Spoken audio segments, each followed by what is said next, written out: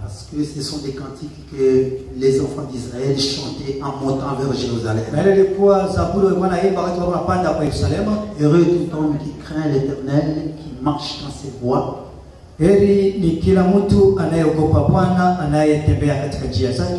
jouis alors du travail de tes mains, tu es heureux, tu prospères. Maana atakula taabu ya mikono yake, atafurahi na atakuwa vema kwake. Ta femme est comme une vigne féconde dans l'intérieur de ta maison. Mke wako atakuwa kama mzabibu unaozaa. Tes fils comme des plants d'olivier autour de ta table. Na wana wako kama mizeituni midogo wakizunguka meza yako. C'est ainsi que bénit l'homme qui craint l'Éternel. Tazama hivi mtu atabarikiwa.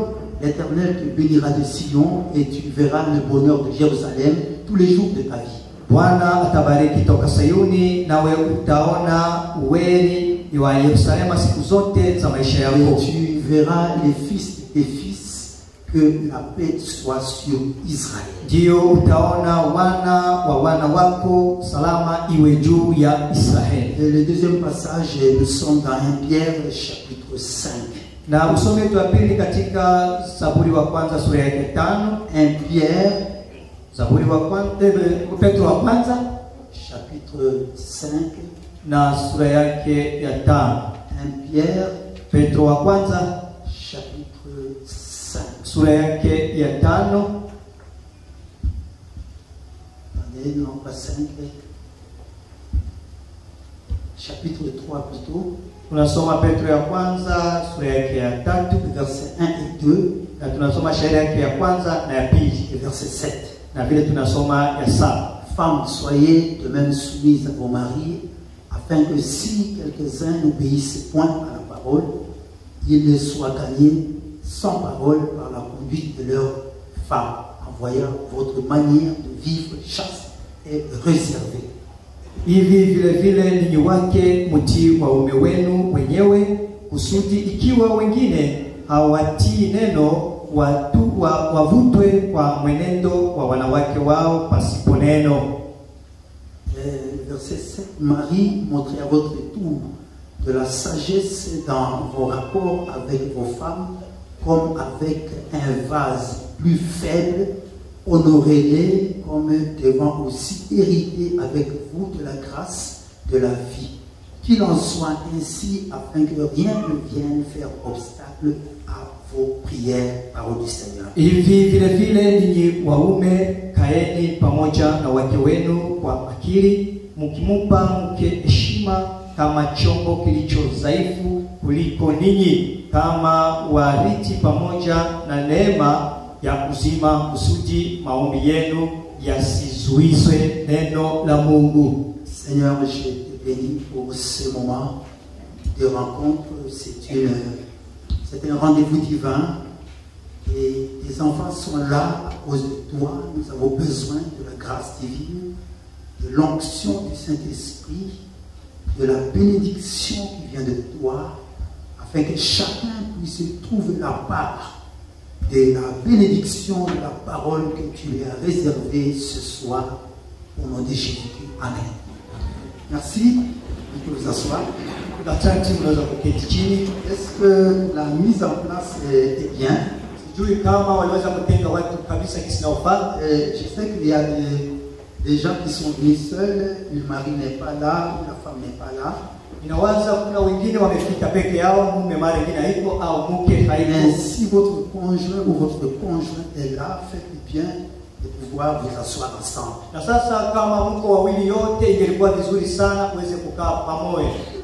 Nous sommes en train de parler de l'équilibre dans la famille.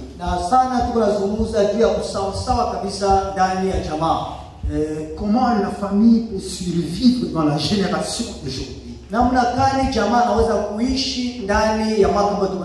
Comment le foyer, l'homme et la femme dans leur maison peuvent se maintenir dans cette génération aussi perverse que celle-ci? ndani ya hali ambayo inakuwa ovyo sana kwa wakati wa sasa. Et il y a un moment où Dieu m'a parlé, Dieu m'a donné ce thème.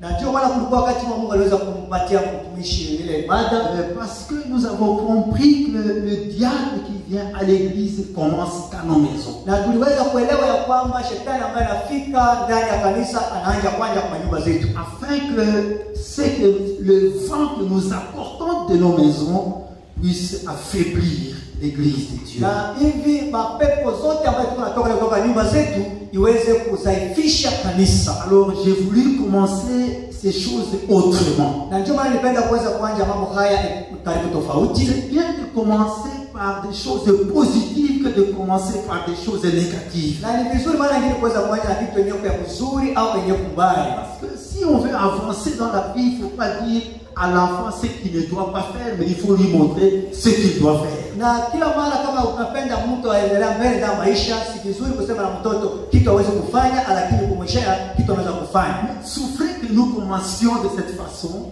Na hivyo lazima uweze kuvumilia tuweze kuanza hivi. C'est une manière pour chaque couple de faire un diagnostic de sa marche. Na ile kwa lazima kwa kila nyumba aweze kuchunguza kabisa kisi wanaendelea. C'est vrai que nous n'allons pas revenir sur tout ce que nous avons donné il y a 2 semaines. Na ni kweli hatuwezi kurudia mambo yote tuliweza kuona juma iliyopita. Nous avons commencé à parler des 8 dangers qui menacent la survie de la famille chrétienne. Na tuliweza kuzungumza juu ya mambo manane yenye kunasumbua jamaa. Cela veut dire qu'il n'y a pas seulement 8 dangers, mais parmi les dangers que je vois qui menacent les familles, j'en ai tiré 8. Na haiko kusema ni mnane tu, ila hatari iko naona jamaa, lakini tunaweza kukuza tu sehemu ya ile 8.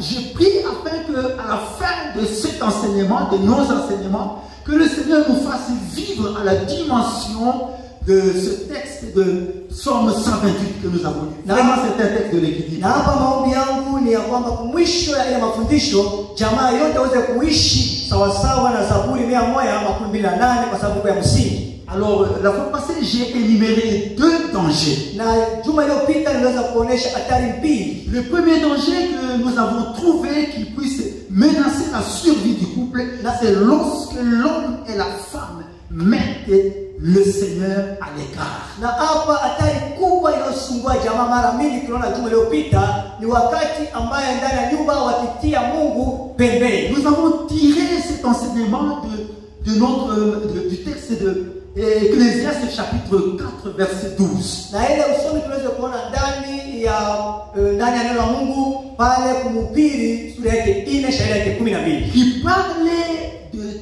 3 filles. Na hapa inapozungumza juu ya Uzita, nous avons parlé du mystère du 3e fil, de la 3e corde. Na hapa tunaweza kuzungumza juu ya siri ya kamba ya 3. L'homme et la femme comme étant 2 cordes mais qui ont besoin de se mixer avec la 3e corde pour être solide. Na hapa mume na mke kama kusi mbili wanahitaji ya kuweza kupata kamba ya 3 kwa kuweza kukua ya kusimama sana. Et que l'absence, le fait que le couple met à l'écart cette 3e corde amène un déséquilibre dans la vie du couple. Na sawa sawa wakati mume na mke wakitia kando ile kamba ya 3 inatia nyumba na kuwa inazorota kabisa. Alors ce déséquilibre fait que l'homme et la femme, des chrétiens qu'ils sont, ne vivent pas à la dimension de la vie chrétienne qu'ils doivent refléter dans leur couple. Na hapa japokuwa kama mume na mke wanakuwa hata wa Kristo, kwa sababu wakutia ile kamba ya 3 inatia maisha yao haiko kabisa nasimama sawa ndani ya nyumba. Il y a des vies de manque de confiance. Na hapa tunaona kuna kabisa mambo ambayo inatia watu waaminiane. Chacun vit en réserve par rapport à l'autre. Kila mtu anaishi namna kujitenga kabisa na mwenzake. Il y a des cache-cache. Kila mtu anajificha ficha. Des choses que l'homme doit dire à la femme et qui ne dit pas. Lakini kuna kitu hata mume anaweza kusema na mke hawezi kuyasema. Des choses que la femme doit dire à l'homme mais qui ne dit pas. Na vile vile kuna kitu mke angesema na mume hawezi kusema. Même en matière d'argent, des choses ne sont pas claires. Hata kwa mambo ya pesa mambo haiwezi kuwa. Mais les deux sont là, c'est suspect.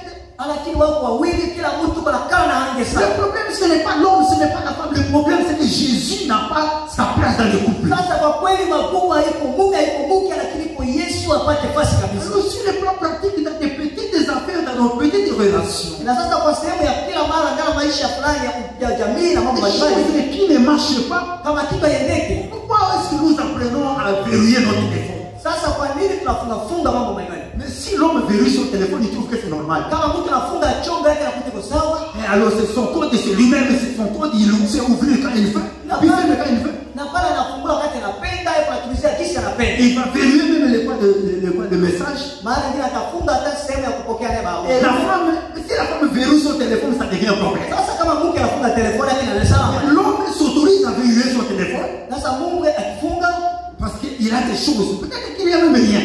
Mara nyingine hakuna tatizo. Alors on est soutien à tout na vie moko ya ko se suspecter oui. Na ile inatia watu ndani hali ya kwenda kuchunguzana sana. Mais suka lokola mtu zaka mtu mayeye akoye baba vile. Sasa jinsi mtu anakuwa tu mtu akili sana tena kufahamu ile sifa. Parce que ngalo kula mwasi ngalo kula mobile nazo panda wala ukomso kandi pembeni na na miso 180 degrés lokola caméléon. Kuna nini? Na kaka chiffre ya nini? Il y a des verrouillements. Sasa mke na mume kisi akili kwa mingi tukikala pamoja kila mara itakuwa nafikiri kuangalia kisi kale kuna kama na sokoni la kutume misho za kutoa wale macho kutukuli tina kwa kudetenir 34009 kwa mpaka tena kufahamu hesabu ya 1 2 3 ile kisi bwana nataka na mtuka 34009 sasa pale 009 ni tunafanya tu repetition ile chiffre tozo kendewa. Sasa tumeenda nous sommes un couple chrétien. Tuko wa nyumba yenye c'est une des choses pratiquement qui met le couple dans un malaise. Na ile kunatia nyumba mara nyingi kuna teseka. Et le diable en profite pour na kukosa kama kamona hii. Na sasa shetani anapenda ile sana kwa kuingiza mambo yake pale. Le deuxième danger que j'ai trouvé c'est que l'homme et la femme se blessent mutuellement dans le couple. Na hatari ya pili inaweza kukuta ya kwamba mume na mke wanalumizana mara mingi. Et de temps en temps ils se méprisent, de temps en temps il y a des choses qui ne marchent pas parce que l'homme ne se réserve pas, la femme aussi ne se réserve. Na pale kila mara wanalumizana, mume analumiza mke, mke analumiza mume, kile kwa sababu hawapati wakati wa kuweza kuvumilia. Aujourd'hui je voudrais toucher un autre danger. Na leo nipenda kwanza kukamata sehemu ya j'ai appelé ce danger ile sehemu ya hatari ile ne pas faire grand cas de l'autre.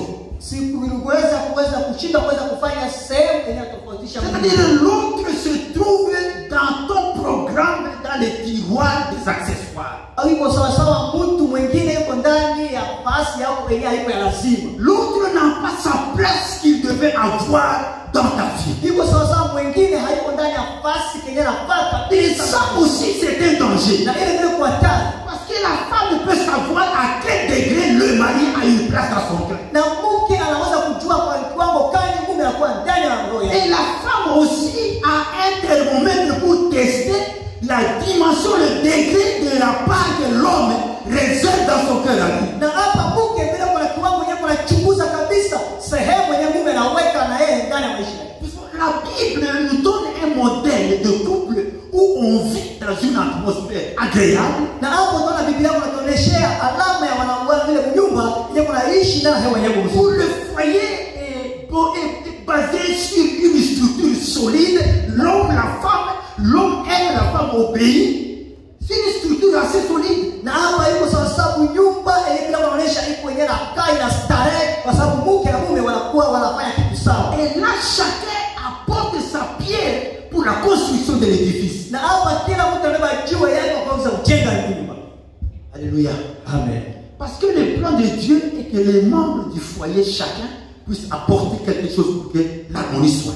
Na hapa mpango ya Mungu kwa kila mmoja ndani ya nyumba angeweza kuleta sehemu yake hivi nyumba yende mbele. Il n'y a pas un foyer qui ne veut pas le bonheur. Hakuna nyumba yenye hapendi kuishi na raha. Mais dans le cadre de maintenir le bonheur dans le foyer, lakini kwa kiwango cha kuweza kushika na kuweza kutunza ile raha ndani ya nyumba, on n'attend pas un foyer heureux. Hawawezi kuchunga nyumba yenyewe ya raha. Mais on s'investit pour un foyer heureux. Lakini kwa lazima mtu ajiingize ili kuweza kupata. Tu ne peux pas désirer un foyer heureux si toi tu ne fais pas partie de ceux qui s'investissent pour la réussite de ce foyer. Hauwezi kutamani nyumba ya maana ya mzuri isipokuwa kama wewe mwenyewe unaingia mambo kutengeneza nyumba yako ya raha. Pourquoi y a-t-il des foyers qui sont malheureux, des foyers qui sont brisés? Sasa kwa nini kuna nyumba yako ya taabu na yako na shingo kabisa? Oui, parce que le modèle de Dieu est négligé. Kwa sababu kwa kweli sehemu ya Mungu na Mungu anapenda inazaa nyumba. Un de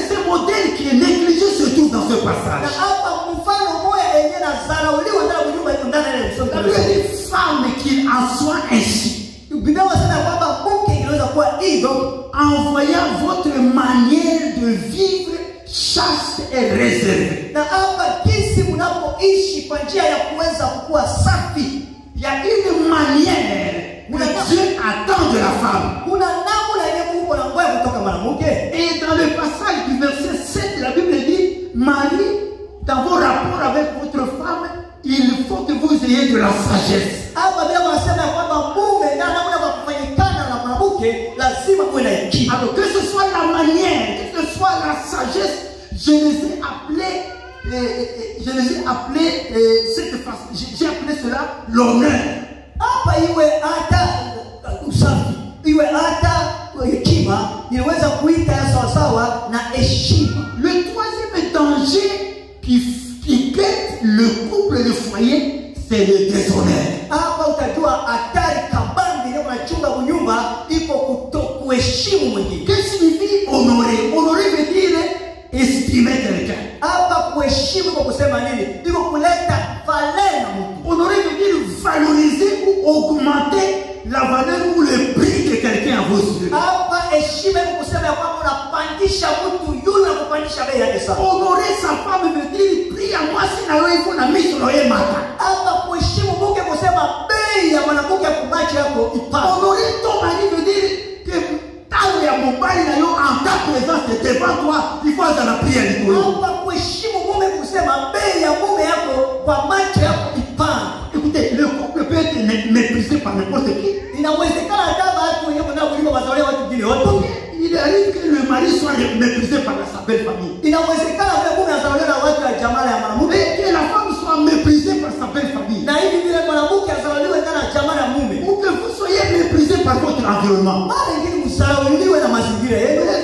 Peut-être par vos belles sœurs ou par vos belles frères, par exemple. Mara nyingine kwa wasemeki wa wasichana au wasemeki wa vijana. Ils sont en train de vous déshonorer. Na pale watu wazaraulisha. Mais vous savez, ça ne pose pas encore un problème pour le Sasa kwa kweli ile sio kwa jamaa. C'est pour la peine que moi, l'homme, mais maïloko yakuna, aux familles, belle famille, et honorangate, non, mais ma foyer, ça peut avoir quoi avec ma femme. Sasa ile si mambo ya kuweza kuzulikia kubeba maneno ya jamaa ya mwanamke kule kufika hapa kupeleka ndani ya nyumba haina hata maana. Ce qui détruit mon couple, c'est le déshonneur qui est dans mon couple. Hapa kitu kitavunja unyumba kwa kweli wakati siheshimisha ndani ya Le nyumba. déshonneur qui vient de l'extérieur est sans effet à moins que ce soit vous qui ouvrez la porte à ce déshonneur. Hapo utajua kwamba kutokuheshimu mtu kutoka nje kama ningia haina maana isipokuwa kama inatoka ndani ya nyumba. C'est vrai que ce n'est pas bon qu'on puisse déshonorer son beau-fils ou sa belle-fille. Kwa kweli haiko mzuri kuweza kudharaulisha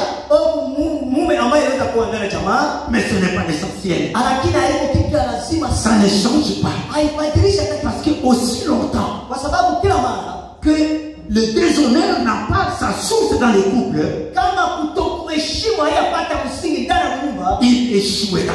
pale atashindwa kabisa. L'honneur est une décision. Kwa sababu kuweza kuheshimu iko kamata kabisa sehemu ya L'honneur est un cadeau hapo utajua ya kwamba kuweza kuheshimu iko sawa na zawadi que l'un donne à l'autre. ambaye mwingine analeta na mwingine. Alléluia. Amen. Parce que Dieu vous appelle à honorer. Pourquoi? Parce que Dieu vous appelle à honorer la femme ou le mari pour la position et la fonction que Dieu lui a donnée à tes côtés. Hapo utajua kwamba Mungu anaita kuweza kuheshimu mume, kuheshimu mke, mume kuheshimu mume, kwa sababu iko kwani Mungu anaweka mtu pembeni ya mwingine. L'homme a une part que Dieu lui a donnée à côté de sa femme.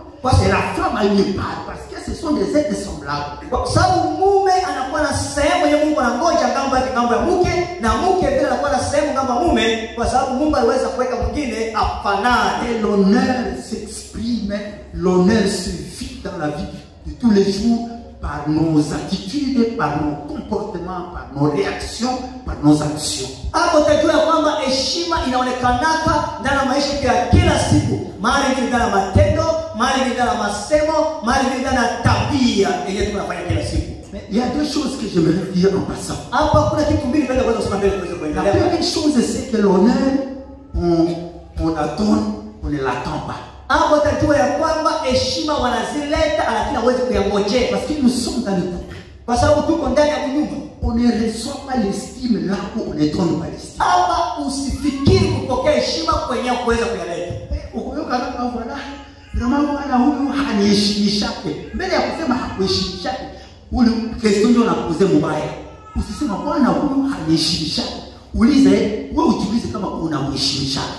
Ici, c'est inutile de demander pourquoi l'homme ne m'honore pas. La première question de savoir, est-ce que moi-même je l'honore? Parce que vous ne pouvez pas recevoir l'honneur là où vous ne s'aimez pas l'honneur. Hapa hauwezi kuweza kupokea heshima isipokuwa basi wenyewe unaweza kupanda heshima. Si vous voulez recevoir l'honneur là où vous n'avez pas s'aimé l'honneur, vous allez peut-être recevoir quelque chose, mais ce ne sera pas l'honneur. Hapa kama unapenda kuweza kuvuna heshima, kwenye kupanda heshima, mara nyingine utapata kitu yenye inafanana na haitakuwa ndio heshima. La deuxième chose, kitu ya pili, nous voulons tous vivre dans l'honneur et recevoir l'honneur, mais n'oubliez pas que là où vous vivez, la personne qui est à votre côté a des faiblesses. Hapa utajua tunapenda kupokea heshima kwenye tuko naekaa, lakini kitu yenye mtu hawezi kusahau ipo ya kwamba mwenye uko naishi naye pamoja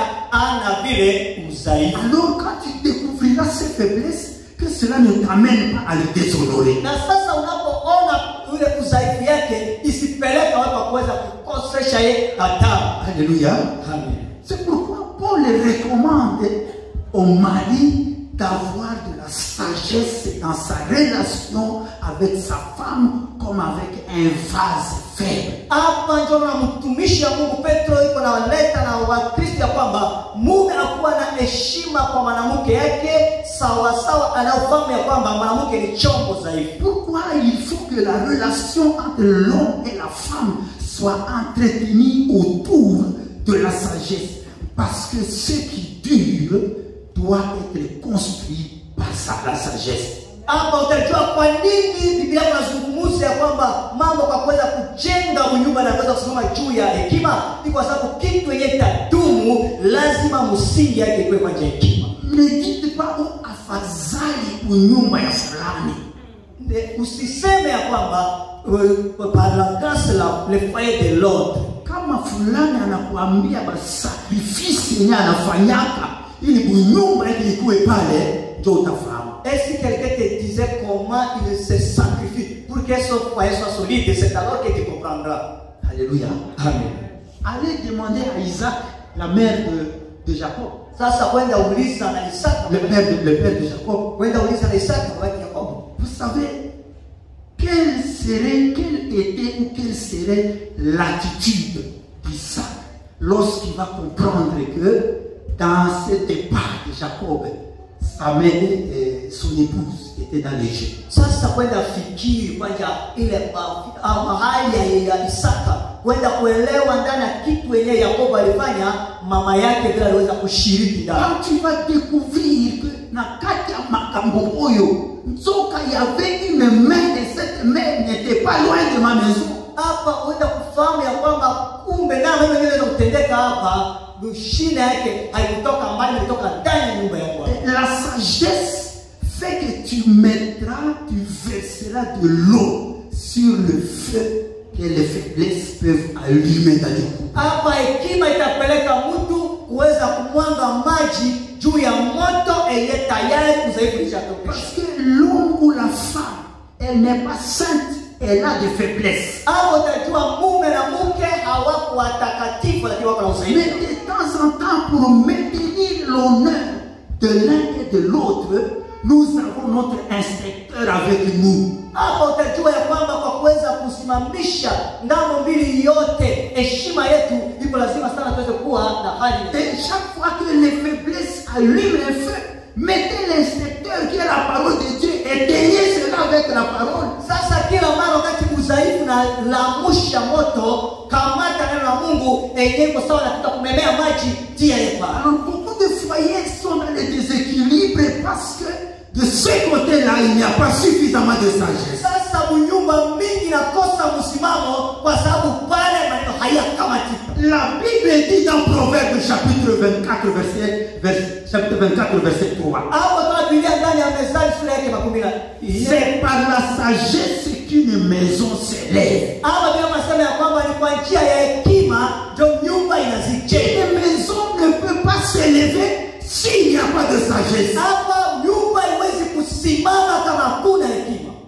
Alléluia. Amen. Ça demande de la sagesse du côté de l'homme, ça demande de la sagesse du côté de la femme. Psaume 14, verset 1 dit que la femme sage bâtit, mais l'insensé est en train de renverser sa maison. Alors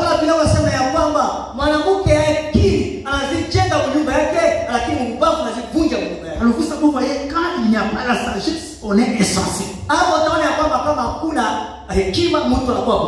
homme sage est sensé, mais un homme qui n'est pas sage est insensé.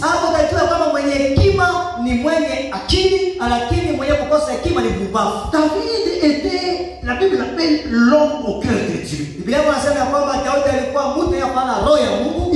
modèle de la royauté. C'est quelqu'un que la Bible estime avoir fait quelque chose de grand en Israël comme roi.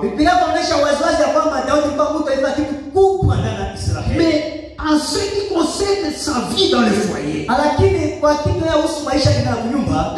n'a pas pu supporter le poids du déshonneur que Michal lui avait amené. Ça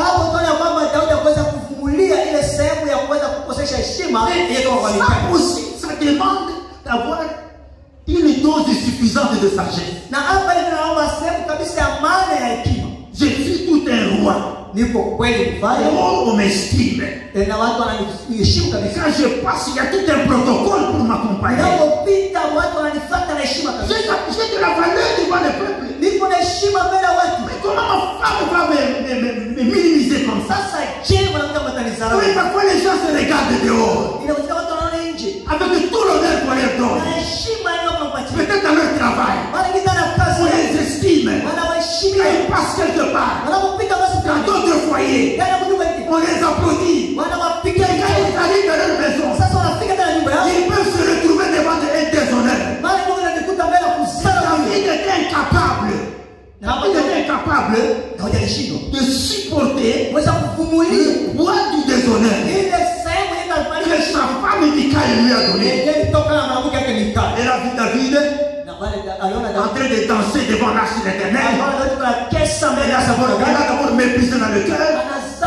Et puis à un certain moment, quand David arrive, elle dit à David, quel déshonneur toi, tout un roi, devant les gens, en public, en train de danser. Elle a vilipendé David. C'est à quoi David ne s'attendait pas. David n'a pas eu la sagesse de peser le poids de cela. David se tourne et les réplique. Il dit, toi tu parles. Le Dieu qui m'a choisi, il m'a préféré à ton père. Oh David, pardon. On ne parle pas des parents ici. On parle de unité. Vous savez, pour l'amour, de temps en temps, tout le monde a beaucoup maîtrisé à cause de la sagesse. Il déborde les cas. Qu'est-ce que Saoul est venu faire dans cette histoire? David déborde. Soki yo kanakate kama baba atuelewana tezaka biso na yo ele ko tuseme tusi wawili alors que kimya utaponoka na kati vate pastela kashi ele ko tabia ya chama yenu et que cela vient de ta famille.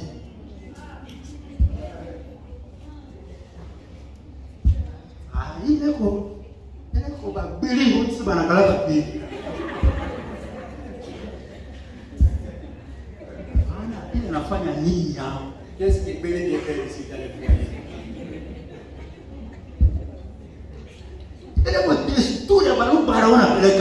Ça c'est toujours la manière dont les loups agissent. Ici ce n'est pas le même que l'eau, mais c'est moi qui ça fait ici. Alléluia. Aujourd'hui, beaucoup de couples vivent comme ça dans un déshonneur. Na hapo tunaona masiku hizi kunyumba mingi wanaishi ndani hali ya kusarauliana hivi. J'appelle cela des couples insensés. Na hapa niko naita ile kunyumba ya Écoutez, baba. femme, tu sais bien, Mwanamke anajua mzuri tu es venu dans ce foyer. uliingia ndani ya ile kunyumba. Tu as un certain niveau spirituel. Basi uko na sehemu moja kiroho. Ton mari n'a pas le même niveau que toi. Na mume yako hajafika kiwango ile On ne kiroho. peut pas avoir le même niveau spirituel. Sasa iko nguvu mkwa na kiwango sawa sawa ndani ya kunyumba. Vous savez que votre couple est guetté par les ennemis. Le diable cherche toujours par quelle porte il peut entrer. Ungeifahamu kunyumba yenu iko na vitanisho tayari matafuta njia hata kidogo aweze Pour kuingia. détruire le couple. Ili aweze kuvunja kunyumba. Mais une femme insensée, Na sasa mwanamke yeye akosa akili. elle vit dans la mertume. Sasa itaingia ndani ya uchungu. Chunga tu kwa maneno kuroho. Bwana shemaka hivi. Wanasema kwa hivi 2023, 2021, non 2011, alisema hivi. Wakati mkubalaka alisema hivi. Carnet noir kuroho yake. Elle considère tous les propos de 2015 jusqu'à 2022. Inabaki tu kuroho. Et c'est toujours dans les cœurs. Acte de pardon bile pale. Ile kukosa hata kusamaha pa. Nani ungeletea mema ya kukunya? Au kana mkono ukamata ni pale. Mon épouse qui peut me donner de l'eau à boire, est-ce qu'il n'a pas de remède? Et tout cela Na ile yote dans le foyer. ipo ndani ya kunyumba. Et puis comment? Na wakati mmoja Il est à chambre qui est au salon. ipo wakati kule kuchumba iko kwa salon, Tu le fouilles uko natafuta, et tu vois ça normal. uko nakuta iko sawa sawa. Suka na suka. Sasa kwa mwisho Ukabanda kwa pasteur. utaenda kutafuta kwa chumba hiki. Vraiment, Sema ya kwamba est-ce que vous pouvez conseiller mon mari? sasa mnaweza kushauria mume wangu, Vraiment prier pour lui. mungeniombea mume wangu. Et tu ne sais pas que toi est censé, c'est toi qui ouvres ces portes. Sasa kwa kweli hauweza kuyafahamu ya kwamba wewe mbavu ndio unafungula mlango ule. Il y a des portes qui s'ouvrent parce que les gens sont insensés. Mara mingi kuna mlango unafungulana kwa sababu watu wapumbavu. La femme insensée va ouvrir la porte au dévoreur pour venir dévorer son foyer. Sasa utajua mwanamke yuko mumbavu atakufungula mlango kwa kuweza kusaulisha mume wake. Il y a aussi des hommes qui sont comme ça. Na kuna vile wanaume wengine kwa hivi. Ils ne peuvent pas établir une limite entre sa famille et son foyer. Kuna wengine hawawezi kuweza kutia mpaka kati ya jamaa yake na familia yake. Il a quitté ses parents physiquement mais émotionnellement il est toujours chez eux. Wengine anatoka ndani ya nyumba na mwili tu lakini kile kipo mzima kule. Bavandi na mwasi mukibali walo sola makambo famille makambo na babo ya ndako. Utaona wakati unakaa mke ambaye mzima na kunyumba, Bwana za kuhesite. mume na shida. Pourquoi? Kwani Atuna na mafia papa na yeye. iko acha kuuliza mafikira yeye. Atuna na mafia mama na yeye. Acha kuuliza mafikira mama yake. Tamba uti na reunion na mama kuna. Wakati wanatoka nje kushauri kule, Yesu akopema resultat mo. sasa atapeleka Loko ile za yeye. ndio atapeleka sawa. Et puis ce sont des résultats indiscutables. Na iko ba ile majibu yenye mtu hawezi kuuliza. Parce que c'est pas là bien moi déjà la famille. Kwa sababu walisha tengeneza kwa C'est jamaa. un homme insensé. Ile kumbuto yenyewe anakosa. Pourquoi tu t'es marié? Kwa nini sasa uliingia? Si tu ne peux pas quitter ta famille totalement. Sasa kama hukuweza kupenda kwa ile jamaa, Reste célibataire. ubatie mwenyewe na Parce que usipo. la Bible dit l'homme quittera. Sasa ndio lazima mume atatoka. Tu n'as pas quitté. Iko sawa kutoka. Alléluia. Amen.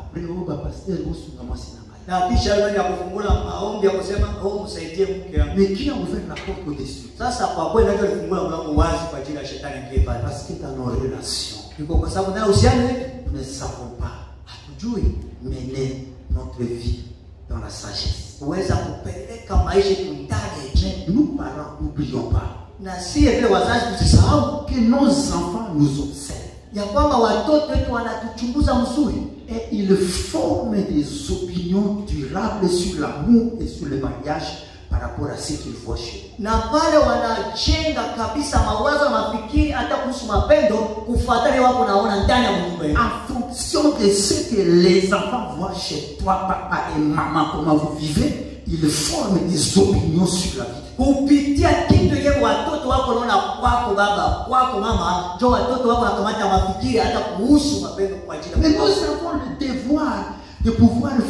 de pouvoir donner à nos enfants de l'espoir. hapa tutajua ya kwamba tuna shuti ya kuweza kuleta kwa watoto wetu tumaini. Nous devons leur faire croire que le mariage, c'est un idéal. Hapa tunaweza kuwaaminisha ya kwamba kunyumba iko kitu ndio ya kweli. Parce que les enfants peuvent hériter notre manière de nous gérer dans la dureté et demain, ils vont détruire leur couple. Na sasa watoto wanaweza kuriti kwetu hali ya ile ukali na kesho watapeleka ndani ya nyumba yao. J'étais en train de me demander qu'est-ce arrivé à Rebecca? Hapa nenda kujiuliza kitu gani kilifikia Rebeka Pour prendre, appeler Jacob na kuweza kukamata kuita Yakobo et commencer à lui dire, j'ai entendu ton père en train de parler avec Esaü na kuja sur la bénédiction. na kuja kusema ya kwamba Yakobo, nilisikia baba yako yuko anazungumza na Isaya kuhusu baraka. Si nous ne faisons pas quelque chose, Sasa kama tuwezi kufanya kitu moja, le plan entre ton père et Esaü va réussir. na hapo utajua kwamba kipi Mungu baba yako anatarisha kwa ajili ya Isaya Il itaisha. nous faut faire quelque chose pour contrer. Sasa tufanye kitu yote kwa kuvunja maneno yale. Parce que la Bible dit que Esaü aimait, Isaac aimait Esaü parce qu'Isaac comprenait ça et non pas pour lui, mais ne dit pas pourquoi Rebecca aimait Jacob. Sasa Biblia inasema ya kwamba Isaka alipenda Esau kwani alikuwa anapelekea kitu ya kuweza kukula, na lakini akuonesha kwamba kwa nini Rebeka aliweza kupenda Yakobo. Alors je comprends que la façon de Jacob, la vision que Jacob avait, que plutôt Rebecca avait dans le couple, ça vient de sa famille. Hapo tunaona ya kwamba maono yenyewe Rebeka alikuwa ni kwa ajili ya nyumba ilitoka ndani ya jamaa yake. Et si vous lisez dans Genèse chapitre 24, kama unasoma Mwanzo sura yake 14, c'est l'histoire de la dot que le serviteur d'Abraham vient donner pour prendre Rebecca. Hapa iko historia ya zawadi kuhusu ndoa yenye mtumishi Abraham anataka peleka kwa kukamata Rebecca. Vous trouverez que dans ce chapitre, on donne le nom de Bethuel, son père, qu'une seule fois. Hapo tunaona ile maandiko analeta jina Bethuel yenye baba yake Rebecca mara moja. Mais de temps en temps, on parle de Laban, son frère, et de sa maman. Hapo tunaona mara kwa mara wanaongea kuhusu Labani, ndugu yake ya Rebecca na mama yake. Le serviteur d'Abraham a donné la dot. Hata wakati mtumishi Abraham alileta ile mali, Ceux qui ont reçu la dot, c'est Laban et sa mère. wewe walipokea ile mali ni kwa Alors Labani. que papa a Zakuna. Ni kwa sababu hapo pembeni kule. Quand il fallait dire à Rebecca, écoute, à au serviteur d'Abraham, écoute, tu ne l'amèneras pas aujourd'hui au Mandanago et puis tu vas l'amener. Le père n'est pas dedans, c'est toujours Laban et sa mère. Anataka kuweza kulaka Rebecca kusema kwa utakwenda leo utakwenda kesho, wenyewe walizungumza alikuwa tu Labani na mama yake. Rebecca a mené vision wana. Hapa Rebecca anabeba ile maono, Azongi na vision epa na ye. anapeleka ile nyumba yake. Ah, papa azana dernier monté. Hapa kusema kwamba baba yuko na masema mwisho. Et par la vision kuna. Wetu kule. Dernier mois Israeli ngai na mwana na ngai. Hapa masema mwisho ilikuwa ile. Awa pe dernier mois Israeli kaka mama na mwana ndiye. Hapa ile iko maneno ya mama na Papa na kaba etiketi kaka. ile baba mkale tu sawa tuna foto pale. Ndio kombo kaka mubali, kombo kaka boika mubali kaka. Jina tupe ya Bwana lakini hapana kitu kingine. C'est pourquoi Ndio maana nous parlons. tunasema sasa Devons faire beaucoup d'attention tunaweza kuwa uangalifu sana afin de pouvoir aider nos enfants. ili tuweze kusaidia watoto wetu. Quand les sensés gèrent son foyer, Wakati mpumbavu anapojenga nyumba yake, il gère son foyer dans le désintéressement. hapa anajenga nyumba yake ndani ya kutokutia juu yake roho. C'est-à-dire, parce que c'est quelqu'un, on met quelqu'un à l'écart et on se désintéresse. Kwa sababu wanatia mtu ngine kando na hawatii tena mafikiri juu yake. Alors, je voudrais donner quelques symptômes de désintéressement. Na hapa niweza kupenda kuleta maalama fulani fulani yataonesha hawatii mafikiri kabisa. On est l'homme et la femme. Hapa mtu bwana na bibi. Le premier symptôme, c'est hapa alama ya kwanza ni nini?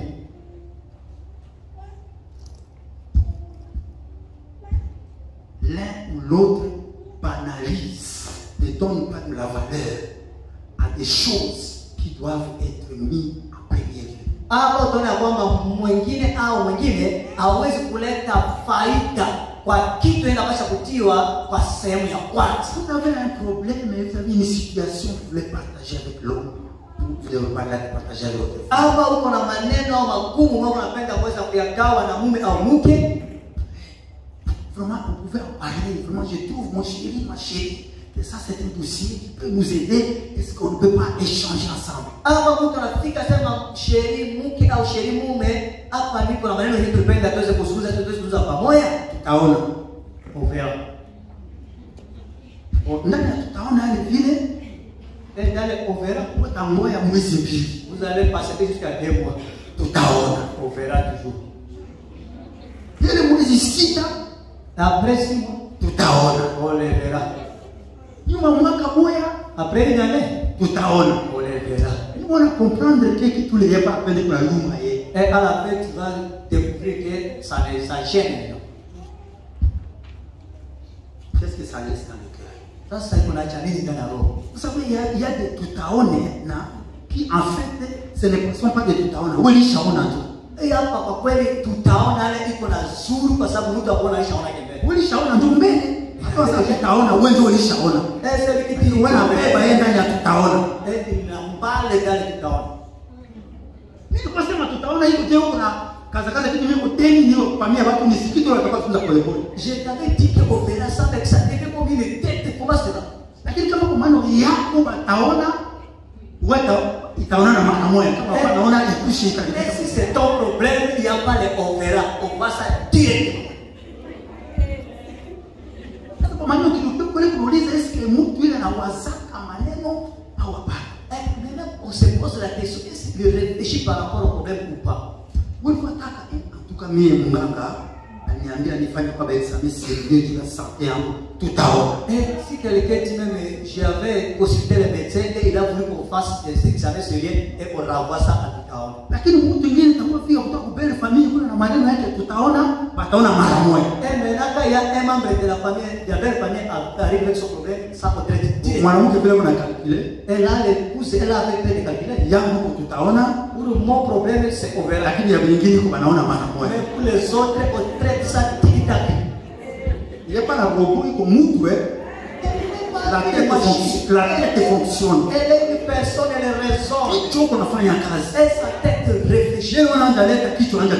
Maintenant tu pousses sa tête à réfléchir davantage. Qu'est-ce qu'elle va se dire?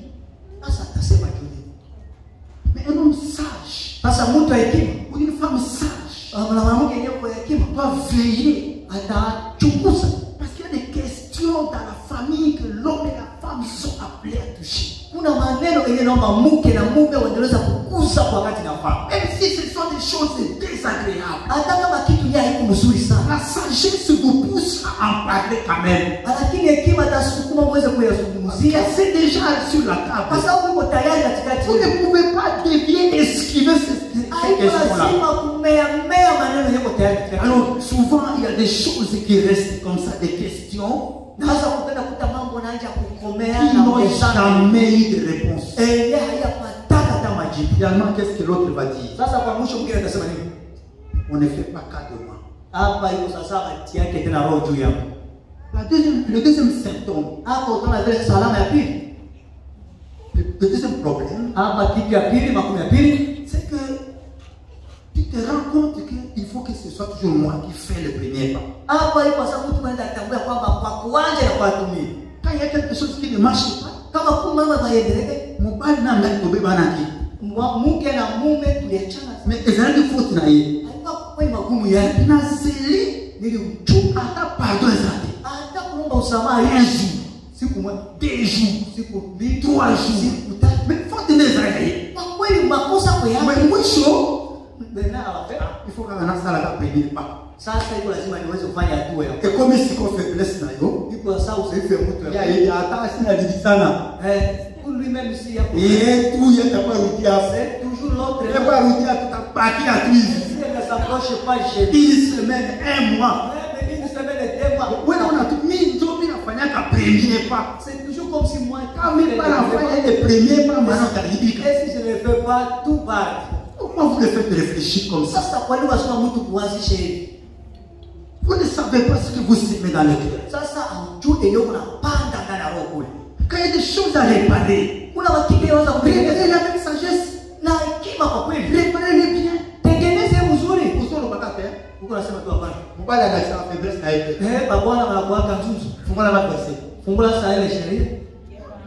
Mon père, il faut d'argent, mon père. Asema hapo na mwasi. Sasa tunalomba usamaha kwa nini? Sio kidini kwa sababu mwasi. Wakati tunashuka mbele ya Mungu kwa kama ridikili. Iko sasa unakuwa bure kabisa. Master. Kama mmoja maisha na kama wewe. Funga roho. Sasa mbali. Funga roho. Yeye kwa wewe kita. Atashuka tu kwa mwisho. Kidito kaangalia mapoto msifu. Kama wewe shuka. Pamoja na ruja neno ezate. Sasa funga manjia franga yote. Kalika ndio mapoto msifu. Funga manjia kule. Yeye kwa kita. Mpaka kitambo. Ndio kuna kitio mmoja anasema. faut élaborer. Sasa si kitaka shuka sema ni kwa chunga tu wewe. Nous sommes des chrétiens. N'oubliez pas, on n'est pas des païens. Lakini utakuta watu ndio wa Kristo. C'est une famille chrétienne. Jamaa la Kristo. Un modèle dans le monde. Ndio kwa mfano kwa watu Nous wote. n'avons pas des exemples à copier. Kwa kweli hatuwezi kuiga kitu wote. Même dans nos familles, on ne peut pas copier parce que c'est Jésus qui est notre modèle. Ndani ya jamaa hatuwezi kuiga tu Yesu ndio kwa Il mfano. copie chez vous. Kama unazoazoa. Moi, si je vais copier chez nous, Ninataka vile kwetu. est-ce que je ne peux pas voir chez nous? Kwa sababu tuwezi kuacha kwa sababu Na menu ya biso. inazola ya Yoko menu ya bino. Ndio napeleka Yoko yako. tutana. Sasa Ndio inakongana. mwana sike umemaliza. Sasa tunaona kama tunakuishia ndio wapi. C'est pourquoi natiki wa biso. Ndio maana niweza kuacha kwa kweli. Natiki pe akibanda. Ninaacha ya nje Notre modèle c'est Jésus. na kwa kweli mfano wetu kwa Yesu Kristo. La troisième chose, Kitu ya tatu, un autre symptôme, ile alama nyingine. c'est que les échanges sont superficiels. Hapo tajua kwamba namna kuzungumza kuyulu sana. On ne touche jamais le fond des problèmes du couple. Hakuna siku ataenda kukuza kabisa mambo yako kilindini kule. L'homme et la femme parlent toujours des choses superficielles. Mume na mke ukazungumza mambo pale yulu. Moi, c'est un dossier ceux qui n'a fongoli kaka. Mke anajua kama nagusa tu hapa fungule. Eboyinga. Itaiva ovyo. Na wosindo na wosimba wote. Na hivi siwezi kuuza. Mobali pa moni ba mikolo lokola koza mwa alezi boye. Na mume pia kaona kama msiku kimya hiyo. Dossier on ceux qui n'a simbi yango. Kama nikaenda kuuza probleme. Oyo. Hapo Eboyinga. itaiva tena. Siko ezala nini? Sasa mambo Les kwa choses que vous traitez superficiellement ici, ale maneno mwa kuuza yulu le. vous allez traiter en profondeur avec les émissaires que vous envoyez chez l'autre. Sasa utaenda kutumizia kitu ya kutengeneza na mtu ya pembeni unapeleka kama kusaidia kwa. Mimi naenda beba rafiki yake ya mwanamke, Je suis allé amener l'ami de ndio mimi nafungula roho yangu yote kule. Et c'est à celui-là que je suis ouvert. Mimi napelekesha yeye mzigo, Et je lui donne tous les fardeaux. anaambia usisha na mwanamke. Et c'est lui qui va maintenant décharger ses auprès de l'épouse. Hey, tunakalaka na watu hapa. Nous sommes toujours dans ce foyer. Akumbi wewe ku niveau ile. Et c'est à ce niveau que tu es arrivé. Kama unafungula roho yako, atapeleka kupakeni. Et si maintenant si tu es ouvert, est-ce que le roi arrive? Nous devons apprendre à nous célébrer mutuellement, Hapa tunaweza kusaidiana ndani ya mazungumzo yetu sisi katikati yetu. à nous vanter mutuellement, Kuweza kusifu vile kusifiana katikati yetu. à reconnaître les valeurs de l'autre en privé comme en public. Kuweza kutambua heshima ya mwingine kwa wazi ama hata kwa uficho. Parce que vous êtes déjà ensemble. Kwa sababu Mungu tayari Vous pamoja. êtes condamnés à vivre ensemble. Mungu na lazima kuishi tu pamoja. Dans le plan de Dieu. Ndani ya mpango ya Mungu. Mungu kwa haikuwa watu wawili. Mungu anaona tu mtu mmoja. C'est pourquoi l'apôtre Pierre dit Ndio maana mtume Petro anasema qu'il en soit ainsi, ikuwe hivi afin que rien ne vienne faire obstacle à vos prières. hivi isiwe na kitu itazuiza maombi yenu. C'est-à-dire, ceux qui m'ont Iko kusema kama hamwezi sont kusikizana, commis deux. mnaisha kuwa wawili. Quand on a deux, Wakati mko wawili, on a deux requêtes différentes. baada ya maombi vile kwa pili kwa Zambi alona. Mungu wa mbinguni Ayeni mtu moko. yeye unaona kama mtu mmoja. Vraiment, basi maombi yetu njoo Mungu. Yeni haki tu. Ici c'est comme si deux prières. Siko maombi yake na maombi yako. Ici il y a la prière de l'autre et de celui-ci. C'est pourquoi nous devons nous célébrer mutuellement. Na ndio maana tunaweza kujisifu pamoja katikati yetu. Pour sortir de cette maladie-là. Hivi kutoka ndani ya maradhi, C'est-à-dire de ne pas faire cas de l'autre. hivi wale maradhi yenyewe kunatia mtu asiangalia mmoja. Qu'est-ce que nous pouvons faire? Sasa tunaweza kufanya nini? Moi, je dégage 4 remèdes. Hapa niko na dawa karibu hii. Et puis ces remèdes vont nous pousser à prier. Na ile dawa ile itatupeleka tuweze kuomba. Ces remèdes nous amèneront à intensifier nos prières. Ile dawa itatusaidia kwa kuweza kupamusha tena kama maombi yetu. Afin que Dieu amène une nouvelle atmosphère divine dans notre vie. Ili Mungu aweze kupeleka hewa nzuri iliyotangia ndani ya nyumba yetu. Nous voulons vaincre le diable dans nos maisons. Tunapenda zaidi tushinde kioo cha shetani. Le diable qui est vaincu dans nos maisons n'aura pas de place. Il n'aura pas de place même s'il nous cherche dans l'église. Hapa kama shetani kisha shindwa ndani ya nyumba yetu, hata kuwa na wakati hata kitafuta siku kanisa. Parce que la force de l'église, ce sont les familles. Kwa sababu tunajua nguvu ya kanisa ndio jamaa. L'église commence dans la maison. Kwa sababu kanisa naanza kule kwa jamaa. L'église qui a échoué dans la maison échouera dans l'église. Ile kanisa inaweza shindwa kwa jamaa na itashindwa mbele yao. Parce que tu vas dans l'église pour nous tous on va dans la désunis, tous on va dans la divorcer na kati, tous on va dans la blesser, tous on va dans la batu déjà ba ilani na ndako. Hapo tena kuona hata tunasikana hapa kwa sababu mara mingi kuna wengine walishaka kawanyika, walishaka kuwa kule, walishaka lumizana, ndio tuko la kuwa ndani ya kanisa na watu wanarudia ovyo. C'est pourquoi que pasteur azote ha. Nasema pastor bwana ubiri. Mbaya mwasi akuna ka uweza kwanza. Hapo kana hata mhubiri bwana ubiri. Mama lomela bango. Mwanamke bwana wika mtumishi. Répétez volume. Rudilia tena mwanzo. Kwa nini? Oh, eloko ya zo karanda mute. Aya mwanzo volume na mbao l'église. Kwa nini? Iko kitu asikia mwingine pigment hapo. Sio pasteur azobibisa volume. Sasa pastor atafungula volume. Mwasi azosepela. Mwanamke wacheka hapo. Azotaka mbana kusika. Wale waangalia bwana pembeni. Sio nazokete hapo. Asikia. Yesikia na pale. Sio nini? Linashindikana kunyumba. Alléluia. L'église est en train de mourir. Kanisa kwa kweli wanakufa. 4 choses. Kitu hii. La première chose, ce sont des remèdes. Kitu ya kwanza yenye tunaita kwa dawa, il faut apprendre à user de la douceur dans nos paroles. Kitu ya maana mkubwa ili kuweza kujifunza kutumizia masemo ya upole ndani ya Mungu. La Bible dit avant que obimiselo. Biblia inasema on vérifie langue na yo malamu. Loko na zobimisa oyo. Est-ce que ezoboma moto ou bien ezobakisa moto? Kufahamu ya kwamba kitu niko nasema sasa iko na zima moto au iko na ongeza moto. Angana sana kana papo Ina kwa kama mtu hivi. Yesu kama inapata ipaka. Ayebi ngapi babala ni akutenga kulika. Ananiua si kama yalikutaka nyama na Mungu hivi.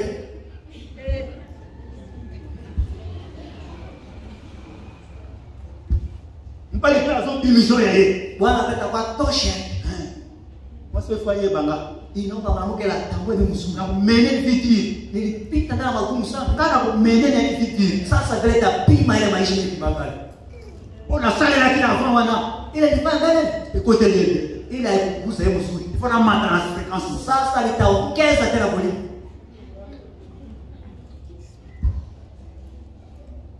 Wana siku na bazungumza na masale ni. Sasa mume azobi bato anatoka asubuhi, azozoma zero yeye. Anarudia zero yeye. Wana azozela nini? Sasa unachunga nini? Loba. Wewe kupima kumiselela hiyo. Wewe pima ndio tambua ndio utakusikia.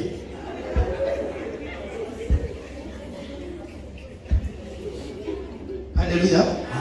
Mais sagesse c'est ça là qui otali mutuboye, okalikile, moni, ozume nanu boye. Ozumisi. Hapo tunaona kwamba hekima itasaidia mtu kuangalia, kuchunguza na kisha una kokote hapa kisha hapa karibu. Kali echographie. Wanaangalia ndani ya echographie. Kali scanner. Wanaingia kuskane. Moni Yoko yomba mikuna. Wanasema kitu akisema hiyo kaya. Kwa kitu mbaya sana. Karibu sheri. Karibu sheri. Komi dessus. Pale wewe na mtu kwa panda mabombe yake shue kabisa. Hapo kwa lamba leo msufu. Sasa tanja ukalikia baba maneno mengine.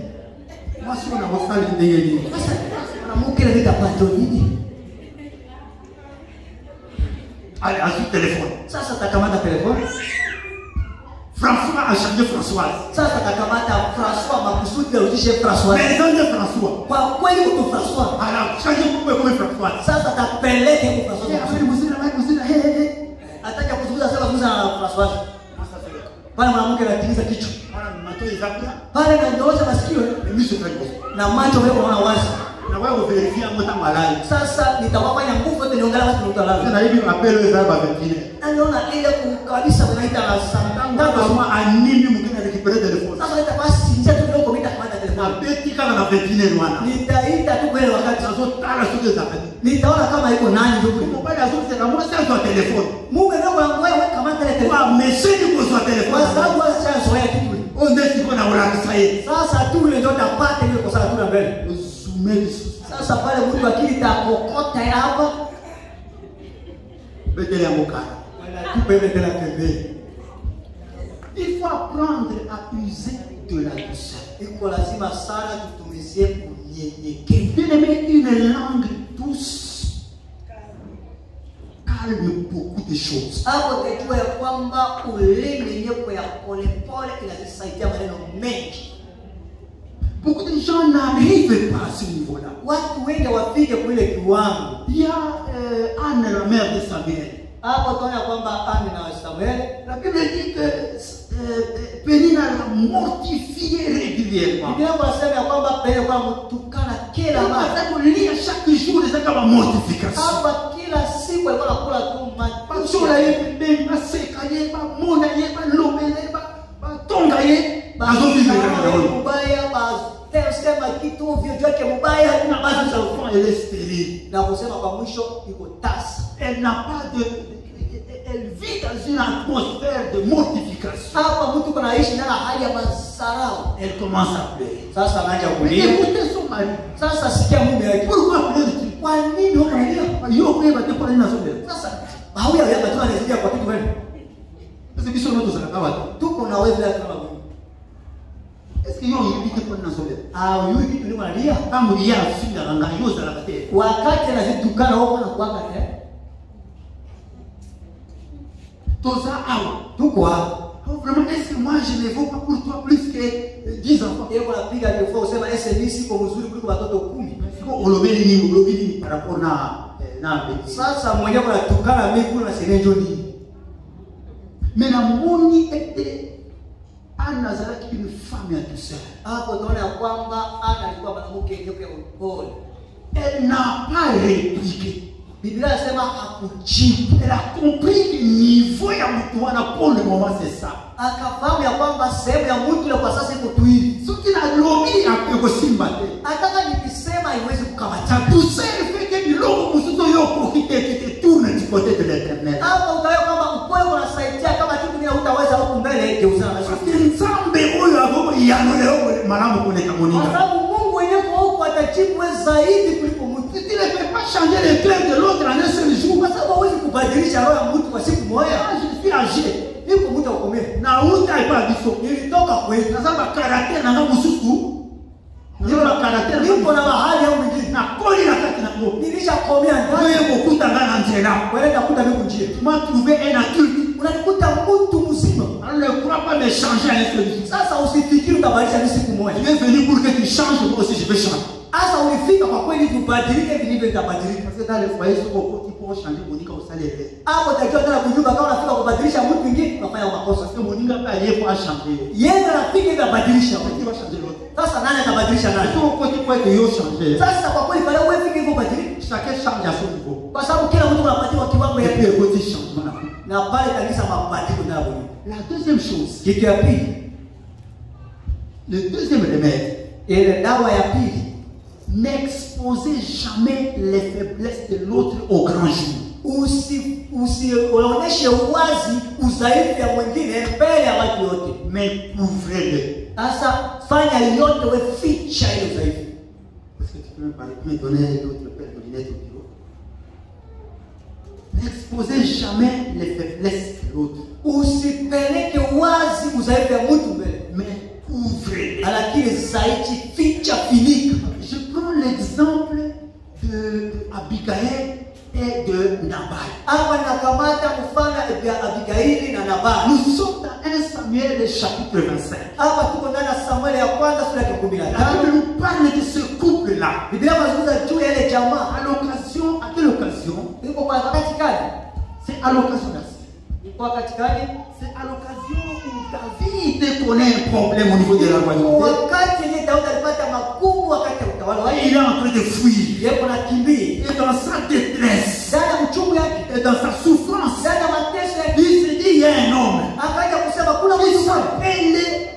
s'appelle Nabal. Kuna mtu mmoja anaitwa Nabal. C'est un homme qui est bien placé sur le plan social et financier. Iko kwa kweli mtu aliyekuwa mzuri sana kwa mambo ya pesa. Je sais qu'au moment, à un certain moment, j'étais un secours pour lui et pour ses bergers. Ninafahamu wakati mwana msaada kwa yeye na kwa ajili ya Et watu. cet homme sait ce que j'ai été pour lui. Na mtu anajua vile nilikuwa kwake. Maintenant que je suis en difficulté, Sasa niko ndani ya magumu, et je vais aller demander secours à cet ndio homme. anaenda kuomba msaada Il kwake. envoie ce serviteur Anatuma watumishi pour wake aller auprès de David, kwenda karibu pour na aller auprès de Laban, kwenda karibu na Nabali, Nabal, karibu na Nabali, pour lui dire, kwa kumwambia donne-moi quelque chose. unipatie kitu Je suis kidogo, dans les besoins. kwa sababu niko ndani ya hitaji. Nabal a mis quoi à beaucoup de misa. Sasa Nabali atosha kitu nimepata tosha. David a eu colère. Daudi anapata kasirani, Alobi, oyo penza ezala Nabal. anasema ile kama kuna pale Atie batunaye a placer bango bien. anapanga basikari yake vizuri. Ko Nabal na ba serviteur na eto koma bango nyonso. Anasema Nabali na watu wake futu bamaliza yote, Réponse à Pessingai. kwa sababu majibu naleta Ce n'est pas digne d'un homme on a considéré. ile aibu kabisa, kitu yenye mtu angepasha kufanya ile njoo Et on apprend à la femme de Nabal que David et ses serviteurs sont en train de venir. Sasa wakasema na Abigaili, Daudi na watumishi wako kujia Et la femme de Nabal s'interpose pour éviter, pour sauver son mari du plan destructeur. Hapo utaona kwamba Abigaili akapita mbele kwa kuzuiza hivi Daudi asiweze kuua mume wake na watu. Je dis la deuxième chose, n'exposez jamais les faiblesses de l'autre en public. Hapa kitu ya pili, kwa usibebe udhaifu ya mwingine mbele ya watu wazoefu. Quand Abigail rencontre David, Wakati Abigaili akakutana na Daudi au chapitre 25, verset 24, hapa utaona kusura yake 25. est-ce qu'on peut nous lire? Ndio Chapitre 25, 1 Samuel 25, 24. Samueli ya kwanza sura yake 25, shairi yake 24. Biblia inasema hivi, Samueli ya kwanza 25, 24. Akaanguka kwa miguu yake akasema, juu yangu Bwana wangu, uovu uwe juu yangu, na ruhusu kijakazi wako kusema kwa masikio yako. Ninakuomba, nasikia maneno ya kijakazi wako. À moi la faute, mon Seigneur. Kwa mie ile uovu. Quelle stratégie Abigail fait? Hapa anatumizia njia kali. La première chose, Kitu ya kwanza, pour ne pas exposer son mari en public, ili asiweze kutosha uwazi bwana yake, elle se solidarise avec lui. hapa anajifananisha na mwana yake. C'est-à-dire, la faute c'est aussi à moi. Yanaonyesha kwamba makosa kwa vile yangu. Elle veut dire que l'erreur de mon mari est aussi mon erreur. Kwa sababu anasema ya kwamba makosa ya mume wangu vile makosa yangu. La faute de ton femme c'est ta faute. Na vile makosa ya mume yangu ya mume yangu. La faute de ton mari c'est ta faute. Na vile makosa ya mume yangu. C'est-à-dire qu'il y a la conscience d'une responsabilité aussi dans cette affaire. Kwa sasa uko na mafikiri ya kuweza kufahamu ya kwamba una chuki mwana. Imaginez David avec ses serviteurs. Sasa kumbuka Daudi na watumishi wake. Il ne s'attendait pas à ce que quelqu'un, surtout la femme de Nabal, vienne dire pardon, mea culpa, pardon.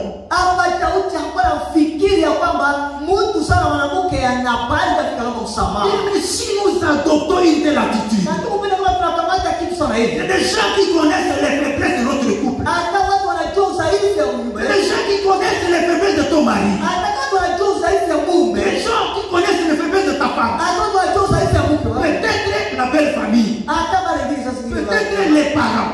mara nyingi wazazi. Peut-être les voisins. Mara nyingi hata mazingira. Mais lorsque nous avons cette attitude, Kama tuko na ile hali, nous aurons fermé la porte à la haine, à l'amertume, à des critiques nombreuses. tutafunga mlango na masumbuko, tutafunga mlango na machuki, tutafunga masumbuko na mambo mbalimbali. Là où les gens veulent critiquer, Kwa hiyo watu wanapenda kuweza ils kutusengenya, trouvent que la femme watakuta mwanamke est aussi en train de dire, en tout cas, ce que mon mari a fait, c'est vrai, c'est moi aussi. hapa kwa sababu mke anasema kitu yeye mume anafanya kwa yeye mimi nafanya. Or, bandina no bate yo pembeni yo zakano musambu ifo kaka mubada zo pale. Kumbe mtu angeweza kupenda asema batia yeye pembeni, yeye anakuwa mtakatifu, atia mtu amakosa basi ya makosa. Alléluia. Amen. Oui, pas trop ça la kabouye. Na leo tunakuwa hivi. Ni mazo moko bien kususu. Anapenda utia mwingine mzuri mwingine mbaya. Vous êtes au un jour na garçon. Yuko na siku maana kila mambo yako Ni kwa papa sababu na zana pop na ngamoko. asa iko na sema kitu Na kama kama ningina solo na tele papa. napenda kuzungumza baba kwa fulani. Mais aye pisinga hii. Anasema na mimi Dossier oyo. ile sema kitu Ils sont dans l'église. Mais ceux qui moi si nanga yoki. Lakini kama Mungu atapata sikia, Faut pas. Pale mbaya. Pale katika yote. Kasoka zote sana. Anasema Papa. Anasema papa. Kama hizo ndio Mungu kwa magambo mwanadamu. Iko kitu tapeleka pesa ya mzuri. Meto sambela. Sasa tuombe. Moi si ayoka. Na Mungu basi bila kusikia. Ngana hapa stay. Sasa mimi mchungaji. Naotea sio devant Dieu comment. Nitaomba tu Mungu mtenda mwana Kwani gani? bali Bwana asa yuki déjà. anaacha sikia.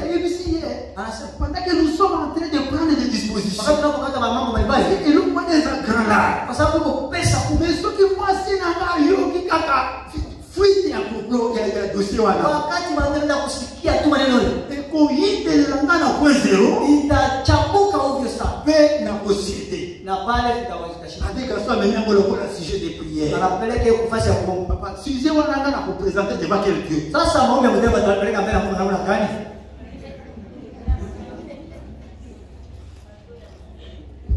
Ça vient le kati ya makambo. Unajua ndani ya maneno. C'est vrai la faiblesse de sa vie. Una kweli udhaifu. Le monde des autres ninga ukia papa famille wa papa balinga bazo moko mosaku mususu fautif. Utajua jamaa anapenda kumata mwingine sana mtakatifu, mwingine sana mwenye kosa. Etangu yo koti na lini wana. Sasa kama unataka kumkia ndani ya maneno Uko mitre. pale utakuwa sasa mwenyewe na sengeni. Hapana uzisha nyumba yako. Il faut jamais trahir ton foyer. Alléluia. Amen. Na pale iko tu na desturi ya Nabali. Nabali ne va jamais chuter. Mais pembeni yake À son côté, Abigail anasema pale, elle dit pas. il y a des choses. Sababu kuna kitu hiyo uproteger mbali. Kuna kitu italomba wewe chunga Protéger moi. wewe chunga vile mwanamke. Ponango, Kwa hiyo nous ne sommes pas en train de magnifier les faiblesses. kwa kweli tuko na pakala mafuta ya Nous Yesu. sommes en train de fermer la porte à tous ceux qui viennent de l'extérieur. Lakini tuko nafunga mlango kwa maneno yote kutoka nje. Qu'est-ce qu'Abigail a fait aussi? Sasa Abigail akafanya Au nini? verset 25. Kama unasoma hapo 25, Verset 25. 25, Ok. Biblia inasema hivi, Bwana wangu angalia mtu huyu wa Beliali hata Nabali ninakuomba, maana yeye ni sawasawa na jina lake. Nabali ni jina lake na upumbavu ni pamoja naye, lakini mimi kijakazi wako sikuona vijana wa bwana wangu ambao watuma. Qu'est-ce qu'elle fait? Sasa anafanya nini? Il faut apprendre à affronter les défauts comme ils sont. Sasa iko lazima kwa kuweza kushindana na mabaya. Regardez la réalité en face. Angalia kitu yenye Il y mbele. a des choses au combattre. Kuna kitu yenye usiweza kutoka. C'est vrai. Kuna Bon, ndenge combattre c'est vrai de temps en temps beta kabako wana. Le gars déjà na ko supporter alo yoko mamoto. Donc là na zamu yakati.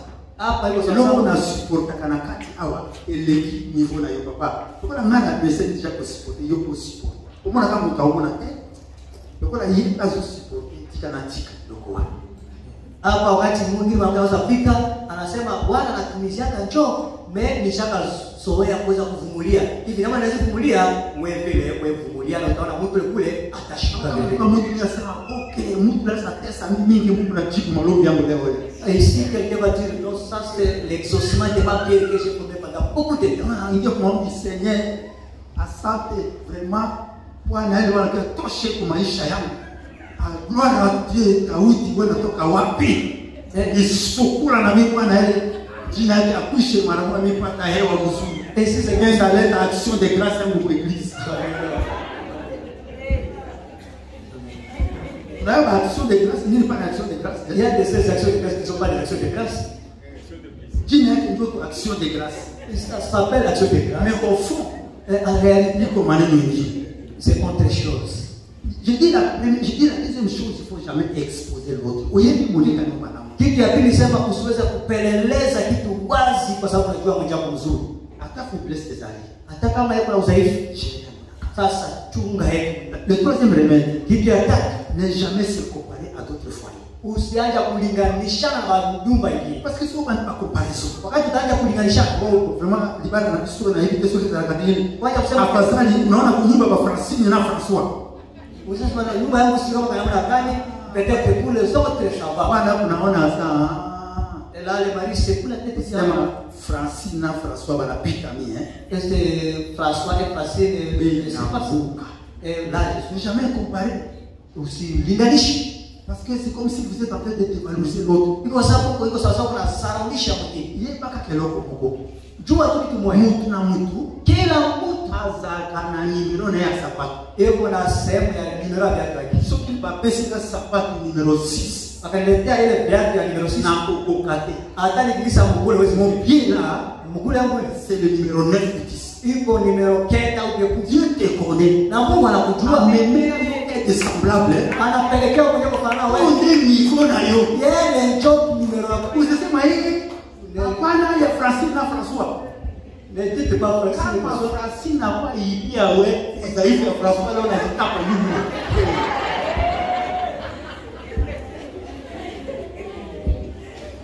Wewe utasema habari afadhali tena Jacques na Jacqueline.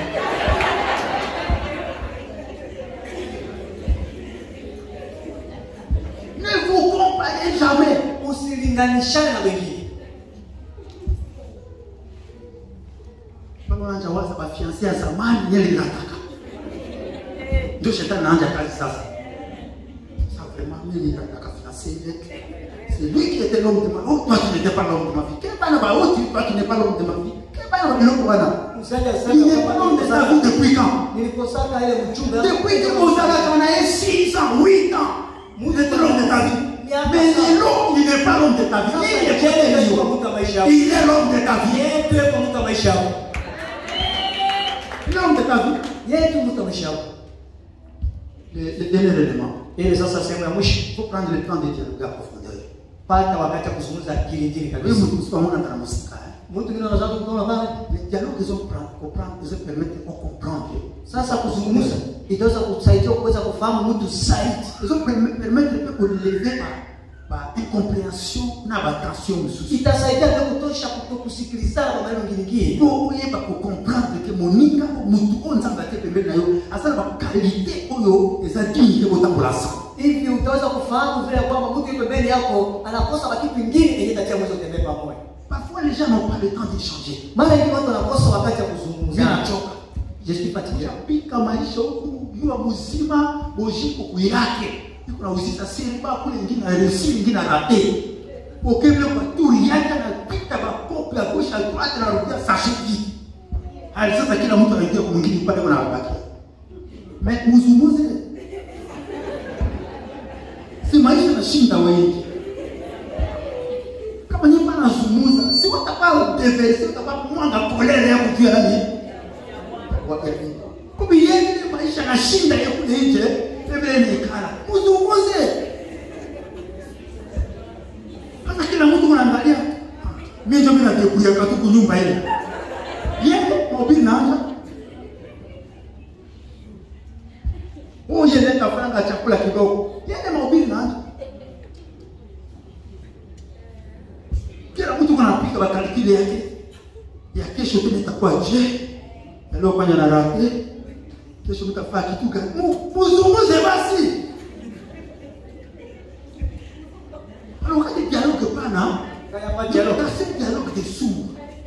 Kila mtu anamaliza journée kwa maneno mingi. C'est lorsqu'on partage ensemble. Wakati bwana tunagawana masemo pamoja. Les tensions des incompréhensions disparaissent. Na pale ile magumu na masumbuko letazama. Je voudrais m'arrêter là. Nilipenda kusimama hapa. Je ne sais pas aller au-delà, le temps est passé. Siwezi kwenda zaidi kwa sababu wakati Et ça, c'est le troisième danger. na ile kwa kitu ya tatu yenyewe Ne pas faire le grand cas de l'autre. kuweza kuacha kuweza kuangalia mwingine. Na ingine kama ete bien aimé, sauf kama niko s'intéresser na kwanza bapesi na yo. Hapa ndugu penda kusema kama utaenda kutia mafikiri kama Mungu Umeona mwenyewe. dimension ya makabila na couple na vile kwa changer. Utaona mambo mengi ndani ya kunyumba kutaja Pour kubadilika. comprendre que ma problème sous est dû, ça dit au désintéressement. Utajua maana ndio mingi na ingia ndani ya kunyumba kwa sababu akutia mafikiri ya mwenzako. Il faut avoir de la sagesse dans nos rapports. Na hivyo lazima mtu akuwa na hekima ndani ya masemo yake. Nzambe alola basunga yo nasunga ngai. Acha Mungu amemwona amsaidie wewe na kumsaidia. C'est une façon ya qu'on soit supériorité pour vivre la vie ya équilibre na foyer. Na hapa iko namna kuweza kukamata sehemu ya juu na kuweza kuwa na usawa kabisa ndani ya nyumba. Na nilitozwa juste 5 minutes de prière. Napenda tuweze kukamata dakika 5 ya maombi. Kama prière profonde. Na ile maombi kwa kilindi. Mtu na mtu ayebi ndenge atambisaka ndaku na yeye. Kila mtu anajua kisa anatembeza kwa Mungu. Quelque part. Na utajua sehemu fulani. Que vous se retrouvez que yosa fautif. Unaenda kuja kama huko mwenye makosa. Parce que sagesse est dans la relation. Kwa sababu hekima iko ndani ya uhusiano. C'est vrai que moninga azana ba faiblesse. Ni kweli mwingine kuna udhaifu vile. Le problème c'est que ba faiblesse yozo gérer mon sagesse. Sasa hiyo ndio au kuweza kulinda ile udhaifu na hekima. Yango de temps en temps moto zopela na ndako. Ndio kila mara moto kwa waka ndani ya Mungu. Et puis vous êtes parfois prêt à prendre des décisions mauvaises. Na bado mkamtayari kukamata Que ce soit nzamba memi yona ngai. sasa magari Mungu anakuita. Tozonga na maboko na makolo ya nzamba. Ili tuweze kurudia kwa mikono ya Parce que Dieu veut commencer de nouvelles choses. Kwa sababu Mungu anapenda kufanya mambo mapya ndani ya Mungu. C'est pourquoi na lingi yo na ngai kotelema. Na ndio anapenda mimi na wewe tuweze kusimama. Moi je voudrais que nous puissions prier dans la liberté du Saint-Esprit. Napenda kila mtu aweze kuomba ndani uhuru ya Roho Mtakatifu. Nous allons prier dans la liberté du Saint-Esprit. Napenda kuweza kuomba ndani uhuru ya Roho Que le Mtakatifu. Saint-Esprit mette dans ta bouche Hivi Mungu aweze kutia ndani ya kinywa chako. des paroles qui peuvent changer certaines choses dans Ile ta vie. masemo inaweza kubadilisha kitu na maisha yako. Si ton mari est là, c'est bien. Kama